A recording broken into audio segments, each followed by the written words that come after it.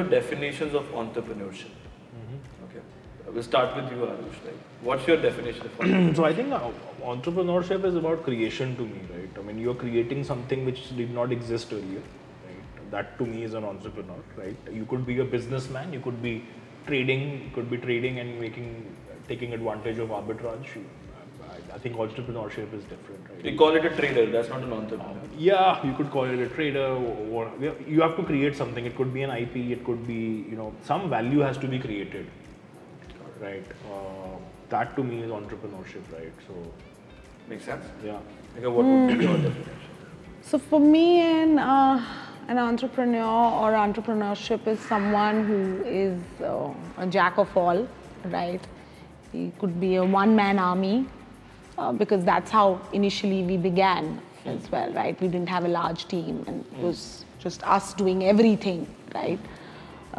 You should be challenged enough to do everything, right? And of course, a team comes along. So for me, an entrepreneur is someone who is probably a one-man army or a jack of all. Who makes it happen. Who makes it happen, basically, right? Team है, नहीं है, आपने करना है और करवाना है, जैसे So भी easy करके. to connect the left brain, right brain complementary status between you two.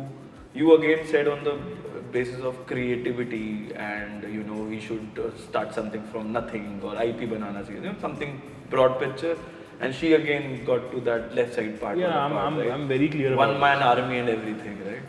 Yeah, You complement each other very well. I guess. So of course, when we moved back, we noticed that finding good talent was a challenge, right? That was a challenge because we were not sitting in a Gurgaon or a Bombay or a Bangalore or a Hyderabad, right? So finding good talent was a challenge, right? But somehow we were able to navigate through that because we noticed that there were a lot of people who were, of course, who wanted to come back from Gurgaon to a Chandigarh, right? Who were probably closer to their home, like from in a Himachal or a Punjab, right?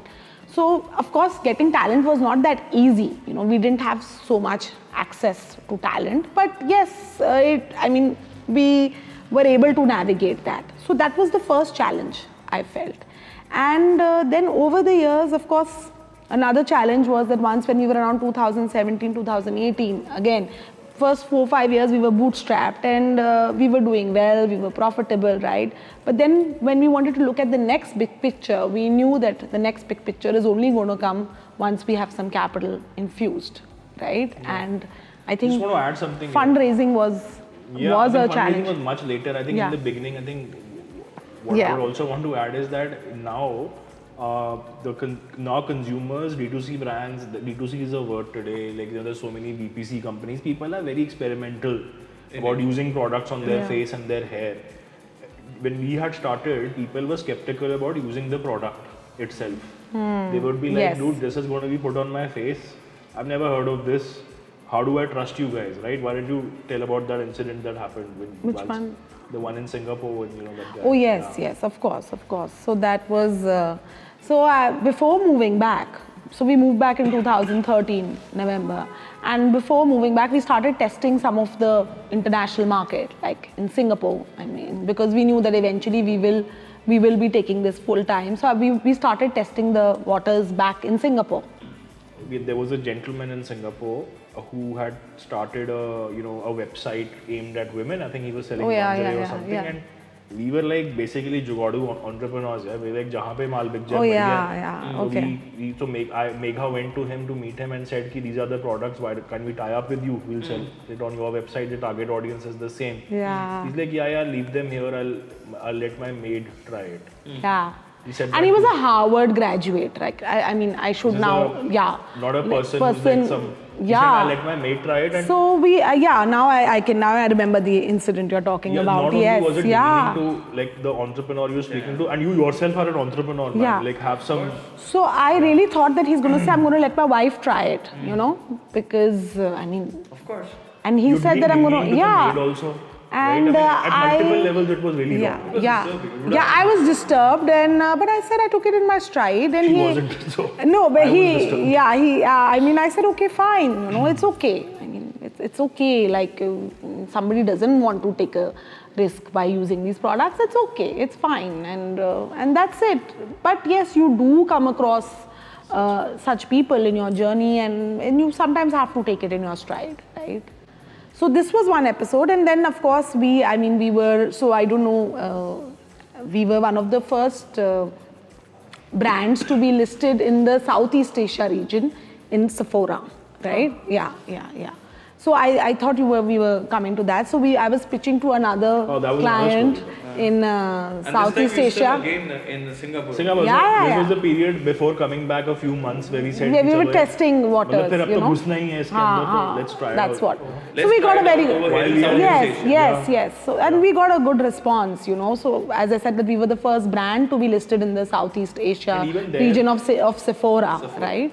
Even there at that time, people had zero trust for Indian products. Yeah. Right? Zero trust. Yeah. You said this is Ayurveda made in India. They don't want to touch you with a, this Yeah. thing. Is it because of all the certification that these people need? I have no Or clue. just the perception about it? I think it's the perception. So that's what I was coming to. So there was this, organic store in Singapore run by a Chinese person, and I went up to him with the products, right? And again, like he looked at me and my products with so much suspicion, right? And again, he was like, oh, I'm going to get my helper or someone to try it before I even put it on the shelves or something. And I was again like And if taken this was aback, a- and right? this is a fact. That you have Is this a norm?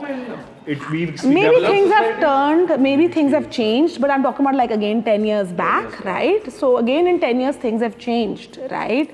So any brand from India was looked, Look down. especially a beauty. Indian companies, Indian startups have come a long way Yeah, since then, and I'm yeah. really happy about it. But this is something we faced. Yeah, we faced this. But then, if it was a European brand coming into it, so there's always Asians have this European hangover. Right? Yes. Oh, they do have. Yeah, Yes. and even if it's from New Zealand or Australia, they're very happy. Yes. If this has come from India, they just want to Yeah. reject it. Even with regards to people, that happens. Yeah. I've seen that products is one thing. With regards to people, also the way they receive. Yeah. Yeah, I mean, I'm not generalizing. I'm only telling you what we have experienced. Yeah. And this But is then this is a again, fact. but then again, But this then was good things happen Yeah, also. but then again, we were able to list ourselves on Sephora and Southeast Asia. So of course, you did have those hiccups, but you have to take them in your stride, right? I mean, if you have to move on, you just can't say no. I can't move on, and this Well, is Megha the end has of been it. better at doing that. This is the end of it. No, you I have can't. taken inspiration from her. That how is she Yeah, Do and you then come from very different backgrounds in terms of? in terms of how your upbringing has been? I think so. Yes, I think so. Megha comes from a business family. She's the youngest. yeah, She's had the benefit of seeing her elder sister, elder brother, grow up and all that, and learn from that. And I personally think that she's way ahead of her years. She's always has been when I speak to her mom and all. Also, very intelligent and very. You could say a very intelligent head on very young shoulders. That's the way I would put it. From my side, I think I was the first child in the family. My parents were both not into business. In fact, my dad and my mom both were not into business. And Chandigarh, growing up here, is a very protected sort of a society as well, right? Okay. I mean, you're almost living in a bubble over here. Like, I tell people even today that, boss, this is not India, right? I mean, you have trees lined on either side of the road, you can cycle around here. This is not India. Like, this is you're living in some sort of a bubble, so which also makes you very sort of overprotected as a child. After class 12, I actually went to study in Bombay, and that's what really changed me. That's where I met Megha. yeah, that's also. where we met. Yeah, After that, I got a scholarship to go to Europe. So I've lived in a few countries now across the world before even I started my entrepreneurial journey. So I think that learning process had happened a lot before I became an entrepreneur back in the same city where I had grown up. So I could create that sort of at least try to create that same culture which I had experienced in my travels and my work life and academic life in different countries. So that's basically my background. Megha, about you, what's your upbringing has been like? so I've spent most of my years in Delhi, but originally I'm from Dhanbad. It's a small town now in Jharkhand. Then it was Bihar. Very famous now. Yeah. So my parents, they had their mines, coal mines, which got nationalized in the 70s. I wasn't born then. As Arush said, that I'm the youngest. And I come from a business family. So once the mines were nationalized, of course, my father had to, because this happened overnight, right? My father had to, restart a business. He was into basically reconditioning of engines, right? Yeah. This was back then in Dhanbad. And then we moved to Delhi because of a lack of good schools and colleges. My parents thought of moving to Delhi. So my mum moved with me and my sister and my brother to Delhi, and my dad was in Dhanbad. So for quite few years, I saw them shuttle. My father would come to Delhi for 15 days and be in Dhanbad for 15 days. And then I think they realized that, okay, we should now start something in Delhi. And that's when he started this contract manufacturing for corporate gifts, basically. Okay. Yeah. So they would, so basically when you see these, at least back then, ये Coca-Cola के bags होते थे, Pepsi के bags होते थे, या Tupperware के lunch boxes वगैरह. So all that was basically manufactured by him. The freebies that you get when you shop, basically. That Right? was his third business. Basically. Yeah, that was his third business. Yeah. And from the part where you started thinking, you were telling that acne story, that you had that acne and he used to bring the product. Yes, and I used to give it to my flatmates. So I used to share my apartment with 3 of my other flatmates, and I used to give it to them. So there was You know a where face the apartment wash. was? On Marine Drive? Yeah. Sea Road. So that was How just she pure was luck. staying there Yeah, that was just pure luck. Is also another story of Yeah, which we'll utter tell you jugaad and later, hustle. probably. Right? So 3 girls from Delhi going on a Shatabdi train to Rajdhani train to Bombay. get their Yeah. own admission done without parents. Huh? Met somebody on the train and they turns out the owner of a house in this thing who wants to give it out for rent, and they were paying 6 grand or something. Yeah, 6,000 rupees mein seat. Yeah. That was a story. That was something like really, like So when you pinch boys yourself. were not allowed to go up, so I could only come down to kind of hand over stuff and this and that. So a lot of memories. Yeah, every time Yeah. we go to Bombay, we remember those days. So I would see Anil Ambani jog in the morning and all, like it was like that. You can edit all this. So get very excited. That's amazing. Yeah. How are the frameworks placed for you both for hiring people? So I think one is that depending on the role, of course, I'm not looking for at the stage that we are at now. We are not normally looking for all-rounders anymore. We want people with very specific skill sets who can do a very specific job. So that part is very, very, very crucial. So for example, if I'm hiring somebody, let's say, to scale Amazon, it's a very clear-cut job. So the first round will happen with our head of e-commerce. He will speak to that person, etc. He would have already filtered out the fact that whether he understands the technicalities of doing his job. For me, then what then becomes is I look for one very important thing in everybody is that can I trust this person? Trust is one important. But in an interview, I want to pick one more layer down, right? How do you evaluate for trust? Trust is developed usually over a period of time, or is it something that you can gauge in a limited period of time? Something and it doesn't happen due to various reasons beyond your control. We'll keep that aside. Yeah. But is there a regular pattern that he says things that he doesn't do? And normally in that one day of listing and then a few interactions and all, you can, and it's not that only I am speaking to him. Megha is also speaking Yeah. to him. And then Another of course person we will have speak to him, and we reference will exchange checks notes. and all of that, right?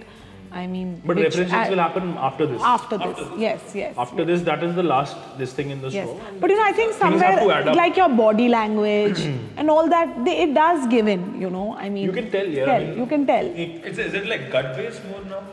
Yes, It is. to some extent, There is a intuitive. large amount of gut, and then you kind of exchange notes with people also. Yeah, Like this is what I felt. What did you think? And if Yeah. 3 people are feeling the same thing, I think yeah. it's quite likely that, That it's the hunch is correct, right? And it has to be gut based. I mean, Yeah, to some extent also. Yes. I know a lot of firms do a lot of psychometric testing, etc. Also before hiring people. and But I don't want to. But we don't do that. And but in spite of all that, in spite of all that, in spite of sometimes us, having our gut and intuition, we still sometimes make a wrong hire, right? Yeah. And your hunches sometimes come true. Sometimes right? what happens is, and I'll be very honest here, is that you think that you have a hunch that this is about this guy is not right. Yes. But you still, because of some pressure, you hire the Hire person. You like कि qualifications match करिए तो चलो कर लेते हैं. Experience match कर. जल्दी चाहिए. Stop not bringing the person will be कई बार I'll be very honest ऐसा भी होता You have to fill the seat fast, you know, also. कई बार करा है हमने ये मतलब I won't say कि we are like we are immune So to all this. I can give an example. Fast hiring worked out for you or Yeah. Yes, fast yes. hiring? But it has worked out. Yes, It has yes, worked yes, out. yes. And where it has not worked out now, I just wanted to say that we knew it from the beginning Yes, that we always this is what I was trying to come to. कि कभी भी That फट your, सकता है your ये. hunch comes So true. it's not a big surprise Yes, when that happens. What is your firing frameworks? Hiring तो समझ में आ गया. When do you decide, okay, this is the person I do not want to invest my time, resource, energy on anymore? How is it? How do you proceed about it? Yeah, it's very situational. There is no sort of one thing about it.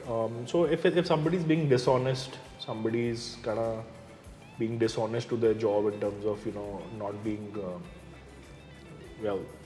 Very there's- consensuous. Not even that. Somebody's just being dishonest. Like he's probably making money on the side, for Yeah. example, or he's ciphering money out of the company. Yeah, just to give you a very This becomes an extreme integrity issue, right?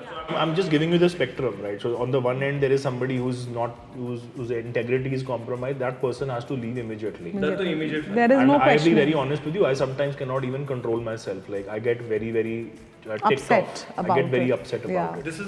This is one of those things for which anybody would get. Yes, yes.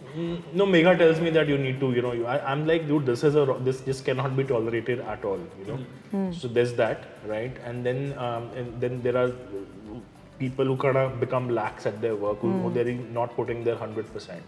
We tell them that, right? We have reviews, quarterly reviews that happen. And we basically in that we basically sit and talk to the person. The manager gives an opinion about the person gives an opinion about themselves, and if there is a delta between the two, we sit and talk about why there is a delta. But you think you're doing this, but this is not happening, and it's a smallish team, so mostly people's work is seen and appreciated. So, but if repeatedly, in 2 cycles that person hasn't improved, basically we really We have give to them let time, of course. Somebody who's slackening and has been with us for a while, we always give them There are time. people there, and there are people who And really they come back, they bounce come back back, they also. come See, it can then happen, there are right? people We are who come human back. beings, right? Slackening can happen. Yeah. But if we let them know and they acknowledge it and they get aware of it and they can bounce back, Some people bounce back and then they back again, and Yeah. then they bounce back, and the thing is not consistent. Consistent, right? You yeah. can't be like you can't be zigzag Yeah. in performance, right? You got to Yes. be performing consistently Constantly. well. I think that is feedback also we give them. Give them, yeah. right? So, and in terms of sort of monetary compensation also, there is no system of like every year that some increment Yeah. has to happen. It doesn't need to happen. It can happen 3 times in a year if you hit the ball out of the park. yeah. It may not happen even for 5 years if if just you here are sitting, just not contributing yeah, at all. My question was, what's your team building philosophy? How do you see your team? Yeah. So I think sports is Sports team, yeah. I would, But isn't sports also one winner, one loser, like in a war? that's right. But my reference to the sports team is actually around the trust factor that I talked about. Okay. In that sense, I would think even an army would apply, but only for that trust, but not because we have to disrupt and we have to grab market Grab. share. You're not killing someone. Yes, exactly. I was We're just not coming here. back. The competition is with yourself, man. You just keep getting better every day. If it's again, if when there is a sport and there are 2 teams, if you lose, then you say, nah, it's like take it in a good sportsmanship, like sort of a thing. So is Not only, I think an athlete would be a better comparison. My timing is now better than what it was yesterday. And my timing keeps improving. You know what I'm saying? So just winning the medal, I mean, we're not sitting very far away. Abhinav Bindra's center is right here.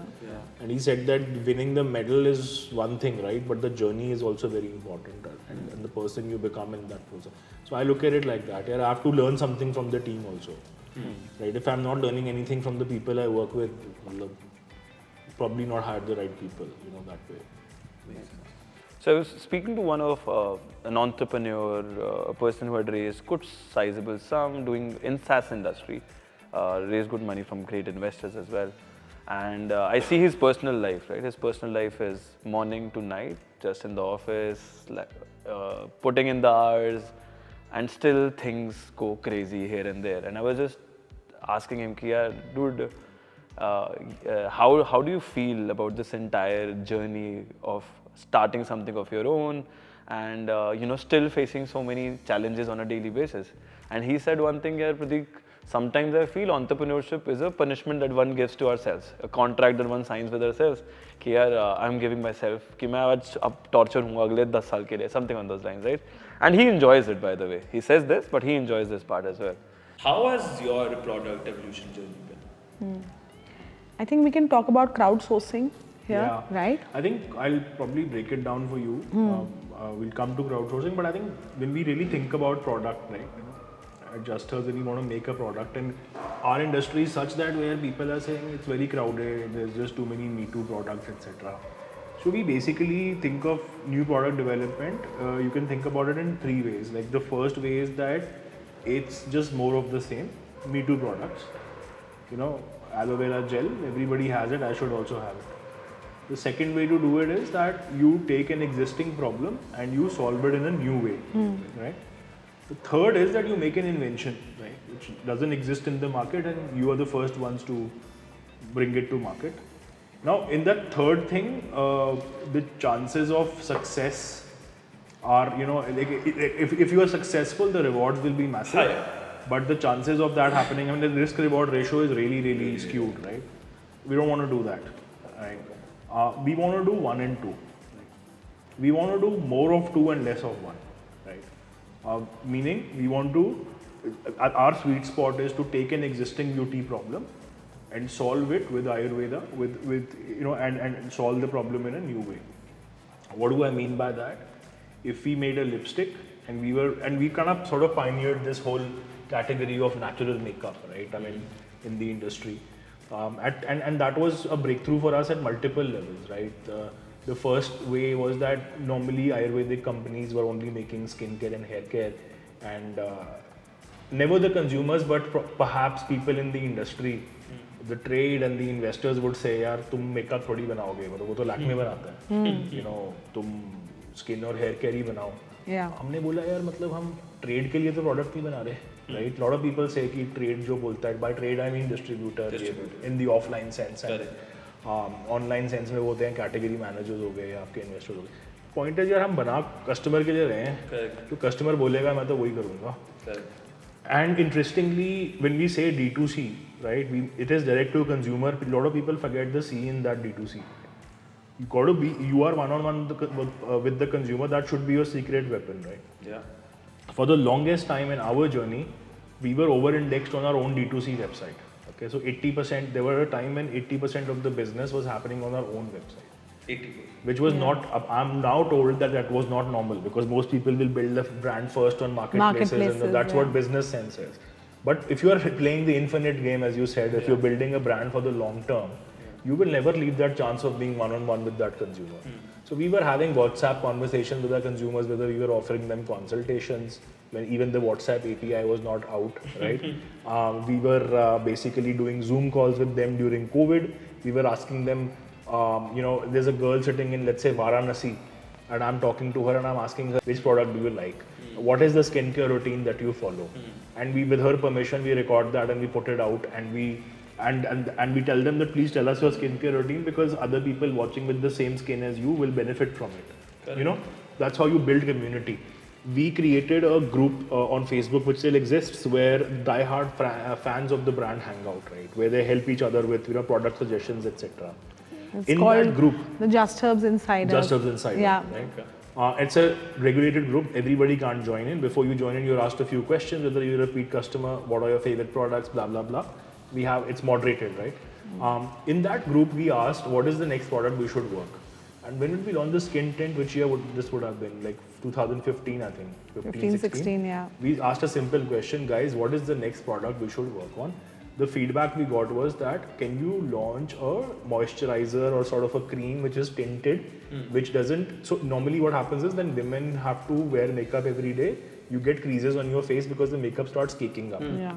And if I'm a working woman, I'm going to work every day, I don't want that to happen. I want something which is very quick. So basically what they wanted was like a no makeup look, right? But like a skincare product, right? But a makeup product, but with the benefits of skincare product. Great chat, and I'm pretty sure that a lot of people who would be viewing this, in whichever part of their journey, would be learning a lot of things and would be able to relate their emotional journey right now with yours. Rather, not just the entrepreneurial journey, but the emotional journey, emotional roller coaster that they're going through.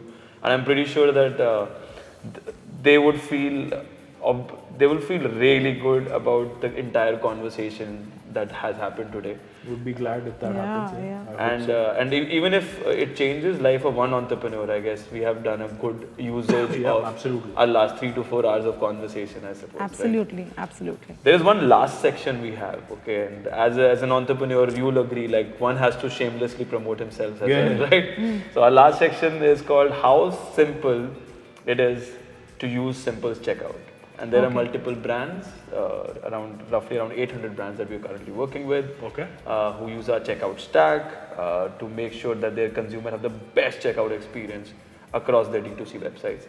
So let's take the mobile out. I'll let you know, use one of our merchant, and I will count after you add to cart.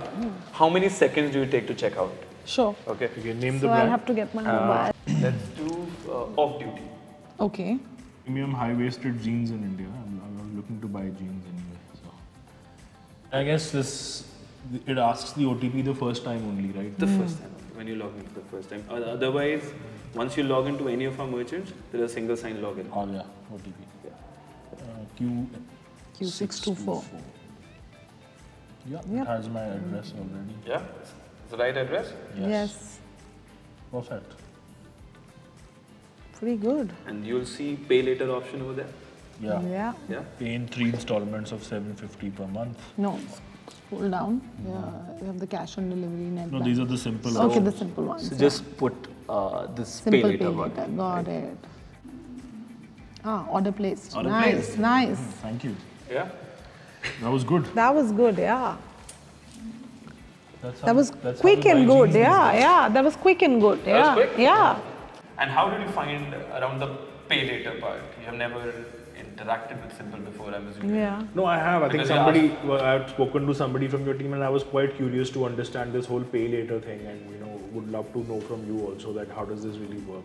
I've never used it. You've never used, that's why you got Yeah. the OTP. That's Yeah. why you Yeah. were asked for the OTP. But once you get the OTP and you're logged in, basically we didn't ask for money. There's an entire order placed, there is an entire physical commodity coming to your home at the address that you picked, and you have not paid anything and you do not need to pay right now. It is about ensuring that the consumers who are experiencing or interacting with the brand can trust that the product will come to me, and then after using it, I can Pay. make these payments. Right? And I guess for specifically when it comes to an intrinsically low trust society like India, it works very well. Yeah, I'm sure. Yeah. Yeah. But what about the brand? When does the brand get paid? Brand gets paid T+2.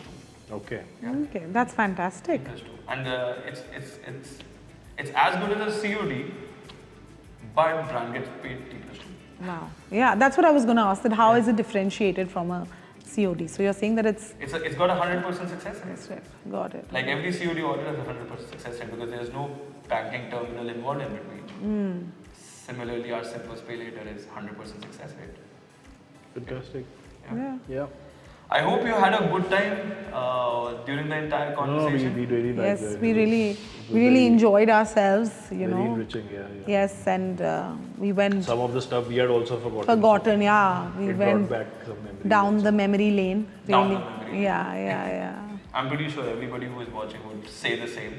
So super thanks for finding time out, especially during the festivity season where the workload is also high, where the family load is also high. So super thankful to you guys for doing this. No, thanks for making the Yeah. effort to come all the way.